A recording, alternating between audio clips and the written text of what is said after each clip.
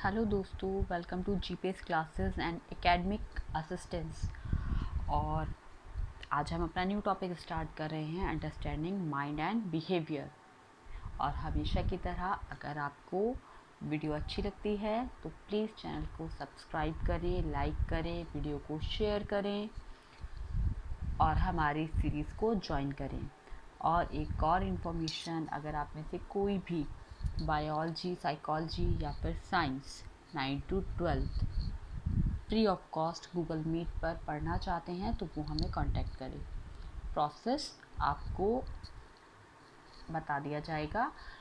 आप इस वीडियो के नीचे या कोई सी भी वीडियो के नीचे आप कमेंट करेंगे तो हम लोग आपसे कांटेक्ट करेंगे। चलिए ज़्यादा टाइम वेस्ट नहीं करते हैं और अपना टॉपिक स्टार्ट करते हैं, अंडरस्टैंडिंग माइंड एंड बिहेवियर। तो इससे पहले हम लोगों ने psychology, what is psychology and psychology as a discipline, इसके बारे में हम लोगों ने बात करी थी। और आज हम बात करेंगे माइंड एंड बिहेवियर। ठीक है, तो माइंड एंड बिहेवियर साइकोलॉजी में सबसे पहले ये समझा जाता था कि माइंड और ब्रेन दोनों एक ही हैं। ठीक है, और बहुत सारी टेक्स्ट में आपको मिलेगा कि माइंड की एग्जिस्टेंस को कोई वैल्यू ही नहीं दी जाती थी। ठीक है, फिर स्टडी हुई, धीरे धीरे हम आगे बढ़े और समझ आया कि माइंड और ब्रेन दोनों ही अलग अलग चीज़ें हैं। इससे पहले वीडियो में मैंने आपको बताया था कि ब्रेन क्या होता है। ब्रेन सिंपल एक फिजियोलॉजिकल यूनिट कह सकते हैं या फिर एक फिज़िकल स्ट्रक्चर है। ठीक है, और माइंड एसोसिएट करता है हमारे बिहेवियर के साथ। ठीक है, तो जो हमारा बिहेवियर है, जो हम कह सकते हैं कि कुछ हद तक जो ब्रेन की फंक्शनिंग है, हम लोग उसको माइंड के साथ भी कंसीडर कर सकते हैं। तो ये अलग अलग साइंटिस्ट का अलग अलग एस्पेक्ट है, इसको हम एक साथ नहीं ले सकते। अलग अलग साइंटिस्ट ने अलग अलग बातें बोली हैं। अब जैसे यहाँ पर सबसे पहले लिखा है, mind can not exist without brain. तो माइंड ब्रेन के बिना एग्जिस्ट नहीं कर सकता, क्योंकि कहीं ना कहीं जो ब्रेन है वो माइंड को शेल्टर प्रोवाइड कर रहा है एक तरह से। मतलब जो माइंड है वो ब्रेन के साथ जुड़ा हुआ है। ठीक है, लेकिन उसके बाद भी क्या है, mind is a separate entity. Mind एक अलग एंटाइटी भी है।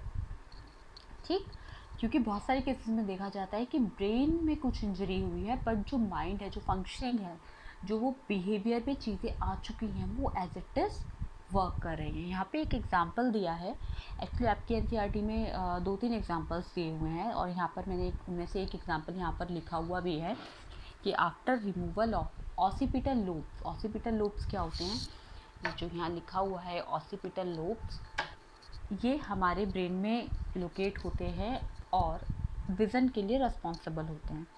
जो भी हम चीज़ें देखते हैं, जो भी हमारा विजुअल एस्पेक्ट है, वो ऑसिपिटल लोब के साथ डील करता है। लेकिन कुछ इंजरी हुई और ऑसिपिटल लोब्स को रिमूव कर दिया गया, बट उसके बाद भी वो लोग एबल थे, करेक्टली रेस्पॉन्स कर रहे थे लोकेशंस को, कॉन्फ़िगरेशंस को। मीन्स उन्हें रास्ते पता थे कि लेफ़्ट मुड़ना है, राइट मुड़ना है। ये सब चीज़ें जो उन्होंने पहले देखे हुए थे। क्यों? क्योंकि वो कहीं ना कहीं उनके माइंड के साथ जुड़ चुके थे, उनके बिहेवियर के साथ जुड़ चुका था और वो उस चीज़ को अभी भी इजीली कर पा रहे थे। कॉन्फ़िगरेशन, लाइक उनके हाथ में कोई शेप दिया तो उसको बता पा रहे थे कि हाँ, स्क्वायर है या रेक्टेंगल है, राउंड है, कौन सी शेप है। ऑल्दो वो देख नहीं पा रहे थे, हम ये नहीं बोलेंगे कि ऑसिपिटल रिमूव होने के बाद भी वो देख पा रहे थे, लेकिन जो उनका विजुअल एस्पेक्ट था, बहुत सारी चीज़ों को लेके वो अभी भी वर्क कर रहा था। सेम ऐसे ही बुक में एक एग्जांपल दिया है कि कुछ लोगों की क्या हुआ, एक पर्सन की जो आर्म होती है, जो हाथ होता है, वो इंजरी में काटना पड़ा। उसके बाद भी किसी ने उसको कॉफ़ी ऑफ़र करी है तो वो उसको लेने के लिए अपना जो रिमेनिंग पार्ट है हाथ का, उसको आगे बढ़ा रहा है। फिर सामने वाला देखता है कि अरे ये कैसे पकड़ेगा, ये तो गिर जाएगा, तो वो पीछे कर लेता है। तो उसे लगता है कि मेरे तो क्या हुआ, इसने कॉफ़ी पीछे क्यों कर ली है, मेरा तो हाथ है। तो ये सब चीज़ें जो होती हैं, ये हमारा थॉट प्रोसेस है। माइंड जो है क्या है, हमारा थॉट प्रोसेस है।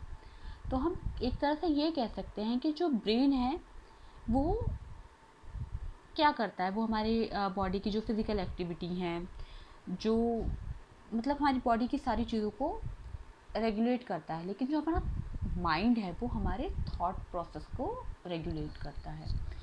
और एक बात और इसमें है कि जो भी हमारा थॉट प्रोसेस जैसा होता है, पॉजिटिव होगा तो हम पॉजिटिव एस्पेक्ट के साथ आगे बढ़ेंगे, नेगेटिव होगा तो वही एस्पेक्ट उस पर रहेगा। कि जब नेगेटिव होगा तो हम नेगेटिव एस्पेक्ट के साथ आगे बढ़ते हैं, पॉजिटिव होता है तो हम पॉजिटिव चीज़ों के साथ आगे बढ़ते हैं। अब आगे बात आई कि क्या बॉडी और माइंड सेम है। Body and mind are the same in the sense are they associated with each other और आर दे डिफरेंट। ठीक है, क्या वो एक साथ एसोसिएटेड हैं या नहीं हैं। तो कुछ साइंटिस्ट का अर्लियर, पहले जब बहुत ज़्यादा एक्सपेरिमेंट्स नहीं हुए थे तो साइंटिस्ट का बिलीव था कि बॉडी और माइंड बिल्कुल अलग अलग होते हैं, ये सेम नहीं होते हैं। लेकिन बाद में जब स्टडीज़ हुई, बहुत सारे केसेस आए और देखा कि जो माइंड है, माइंड क्या है, माइंड हमारा थॉट प्रोसेस है। तो थॉट प्रोसेस अगर पॉजिटिव है तो बॉडी पे पॉजिटिव इफेक्ट पड़ रहा है, थॉट प्रोसेस अगर नेगेटिव है तो नेगेटिव इफेक्ट पड़ रहा है। तो फिर माना गया कि बॉडी और माइंड एक ही होते हैं।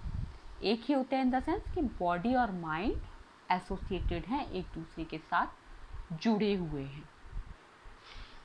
फिर स्टडीज से ये बिलीव हुआ, ये माना गया कि बॉडी और माइंड एसोसिएटेड हैं। माइंड का पूरा इम्पैक्ट बॉडी पर पड़ता है और उससे ही, और दूसरी चीज़ क्या है, जैसे हमारे आसपास का एनवायरनमेंट होता है उसका असर हमारे माइंड पे पड़ता है। अगर हम पॉजिटिव एनवायरनमेंट में रहते हैं तो पॉजिटिव इफ़ेक्ट होगा, और अगर हम नेगेटिव एनवायरनमेंट में रहते हैं तो नेगेटिव इफ़ेक्ट होगा। तो इस चीज़ को हमें ध्यान रखना है कि माइंड और बॉडी एसोसिएटेड है। माइंड एक डिफरेंट एंटाइटी है, माइंड ब्रेन से अलग है, ब्रेन अलग है, माइंड अलग है। और माइंड को अगर कोई वन लाइन में पूछता है कि व्हाट इज़ माइंड, तो आप बोलेंगे mind is a thought process. जो हमारा थॉट प्रोसेस है हम उसे ही माइंड का नाम देते हैं। ठीक है। और ब्रेन क्या है, हमारी फिजियोलॉजिकल एक स्ट्रक्चर है जो हमारी बॉडी को डील करता है। हमारा जो भी बॉडी के फंक्शंस है, ब्लड प्रेशर हो गया, वॉकिंग है, और हमारा चलना फिरना, खाना खाना, digestion, reproduction, excretion, each and every function of body कौन डील करता है, उसको डील करता है ब्रेन। लेकिन जब बात हम अपनी थॉट प्रोसेस की करते हैं, कि हम कैसा सोचते हैं, हम क्या किसी चीज़ के बारे में क्या हमारे विचार हैं, क्या परसेप्शन है, तो उसके लिए हम क्या बोलते हैं कि माइंड वो किसका पार्ट है, वो किसका काम है, वो माइंड का काम है। तो हमें ये चीज़ ध्यान रखनी है कि माइंड हमारा थॉट प्रोसेस है, बॉडी और माइंड एसोसिएटेड होते हैं, और ब्रेन और माइंड एक अलग अलग चीज़ें हैं दोनों। ठीक, इन्हें हमें ध्यान रखना है।